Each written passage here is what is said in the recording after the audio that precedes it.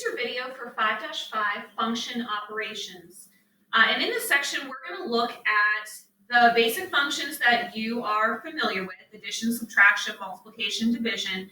But we're also going to throw in a new operation called composition. Composition is when you put one function in for the value in another. Composition is very similar to how you would do substitution, how you take out a variable and you replace that variable with some other type of expression if you need a way to relate that. So our essential question: how do you combine, multiply, divide, and compose functions, and how do you find the domain of the resulting function? So here's our first example. We are given, it says, how do you define the sum f plus g and the difference f minus g of the functions? So part A, we're going to look at the sum. Part B, we're going to look at the difference. Sum is just another way of rewriting that you are adding two things together. Notice that they have this f plus g up here.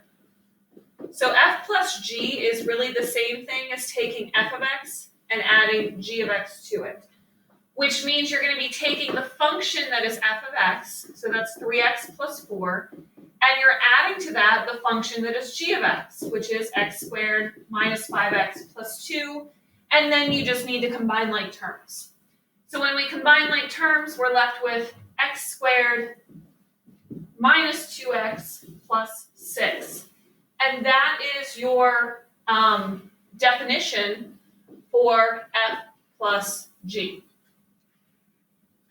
Subtraction, or the difference, is going to be the same thing, except you're subtracting instead of adding.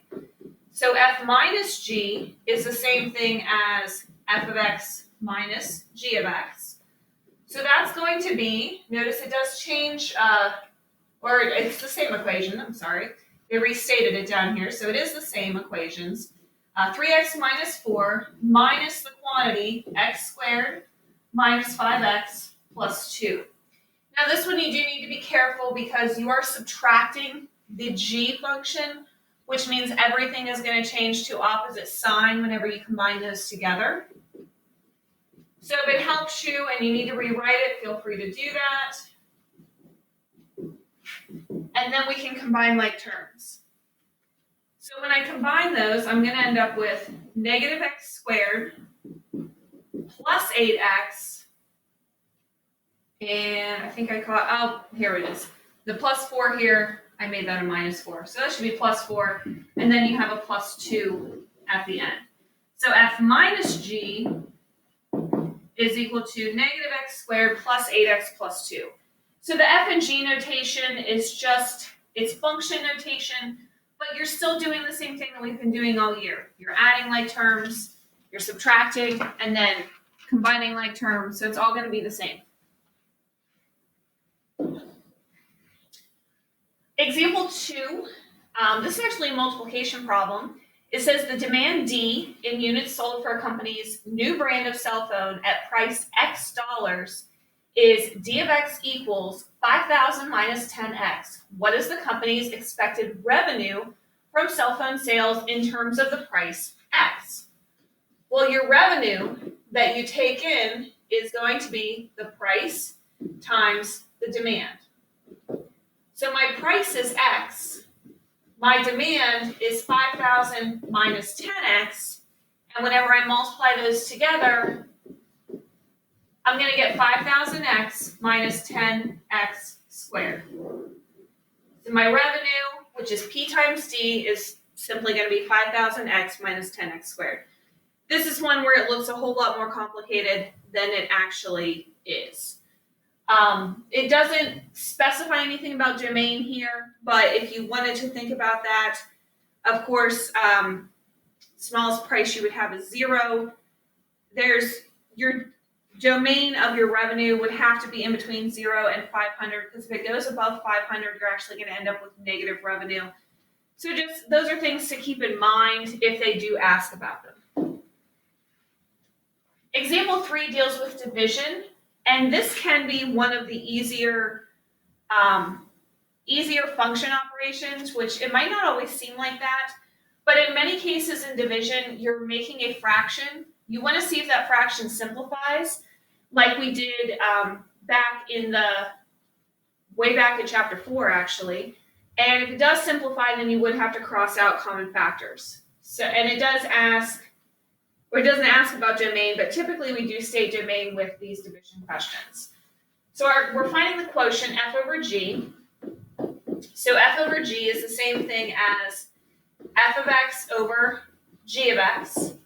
My f of x is x minus 7. My g of x is 2x squared minus 13x minus 7.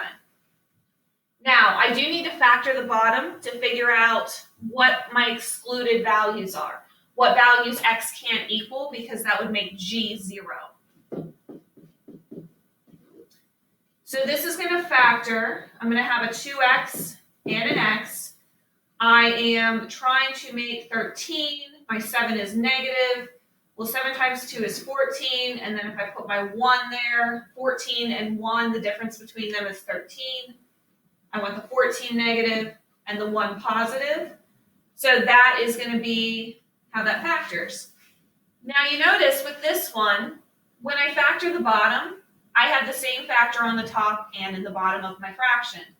So I can actually reduce this to 1 over 2x plus 1. However, I do have to state those excluded values for x. So x cannot equal 7, and x cannot equal negative 1/2. The 7, because of the original problem, even though I did end up removing it from the problem, and then the negative 1/2. So that brings us to our new operation, which is called composition. We're going to look at composition of a number, and then we're going to look at composition of an expression. So part A, it says find the value of f of g of 3. With composition, that's where you have a function within a function. You always want to start out in the inside first and work your way out. So the first thing I need to do is find g of 3. Which means I'm going to take my g equation up here, and I'm going to replace the x value with a 3. And when we do that, we get 4. Well, since g of 3 is equivalent to 4, f of g of 3 is the same thing as f of 4. Again, I'm replacing the g of 3 with the number 4, so now this is f of 4. So then in the f function, I want to replace the variable there with a 4. And when we do that, we get 16. So this is kind of like a chain. You know, you're following the chain until you get to whatever's outside of the parentheses that you have. Now for part B, it doesn't give me a value for x. So for part B, I'm going to have a rule, so an equation, instead of a value.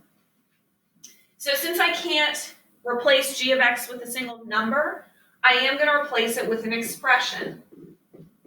Well, g of x is equal to x plus 1, so this is now f of x plus 1. Just like we did with the 4 in part A, I'm going to replace the x in my f equation with an x plus 1. If g had been equal to 5x, I would replace the x in f with 5x. Whatever g is equal to, I'm going to replace that x in the f equation with that same value. So this is now x plus 1, the quantity squared, which expands to x squared plus 2x plus 1. If you recall, x plus 1, that's like that a plus b, the quantity squared. The formula is a squared plus 2ab plus b squared. That was from way back in chapter 3.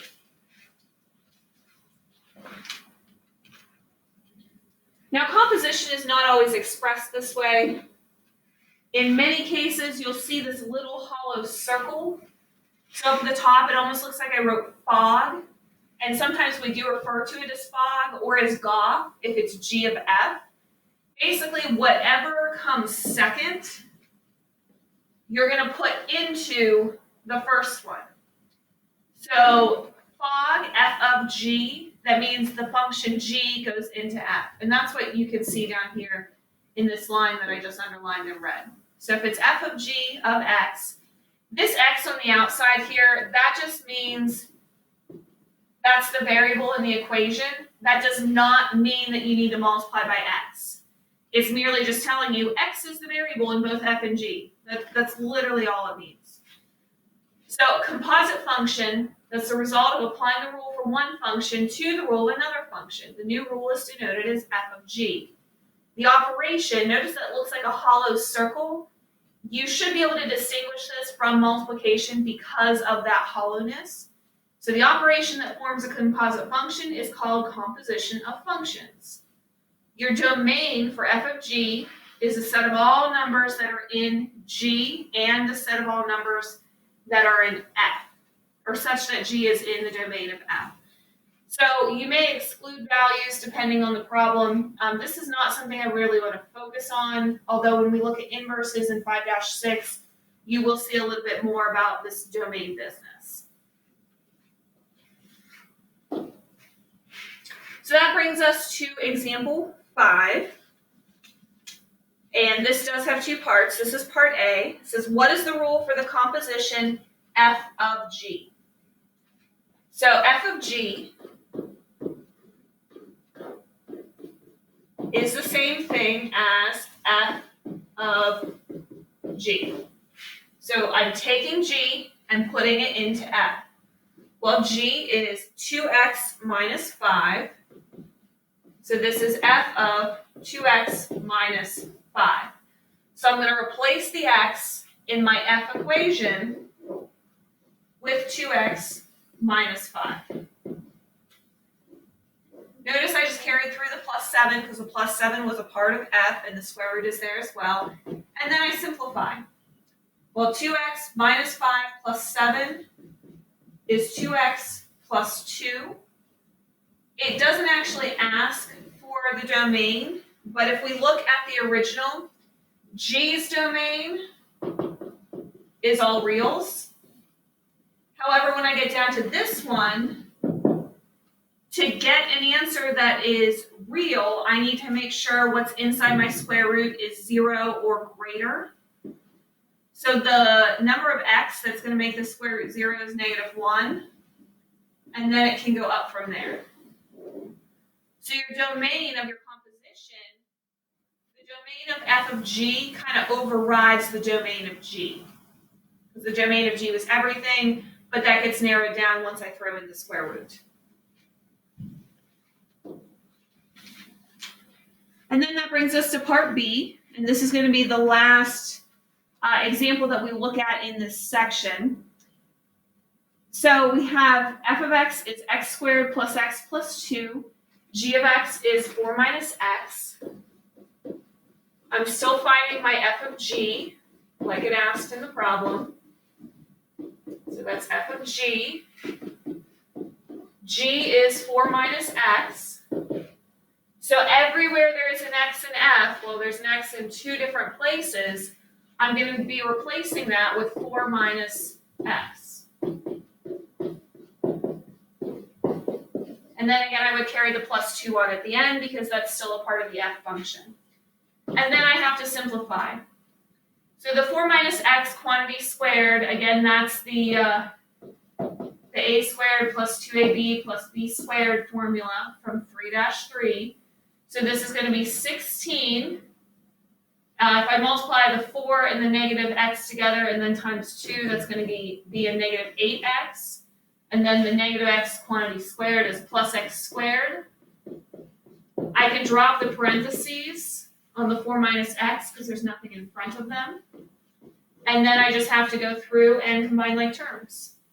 So we have an x squared minus 9x plus, oh, too much, I forgot about the 4 there. 16 plus 4 plus 2 will give me a 22. Now, my g function was a polynomial, my f function was a polynomial. There are no limitations on what x can equal, so the domain here is going to be all real numbers. The domain actually doesn't change from the domain of F and the domain of G. If you look in the PDF for the notes, there is another example, for example 6, that talks about discounts. And I do encourage you to look at that, even though I'm not going to be going over that one today. Basically, it's if you're at a store and you have a $5 off coupon and a 10% off coupon, how are you going to get the best deal? Should you apply the 10% first, or should you apply the $5 first? And it actually is going to give you a better discount if you apply your 10% first and then your $5 if you were spending, over a certain amount. So just something to keep in mind. Basically, you want to see 10% of what is $5, and if you're over that threshold, it's going to give you a better discount if you take the 10% and then subtract the 5. So there's a concept summary on page 277 in your textbook if you want to go through and just review everything that they have on operations. There's a lot of great IXL modules on this as well. Go back through, rewatch the video, and reach out to me if you have any questions.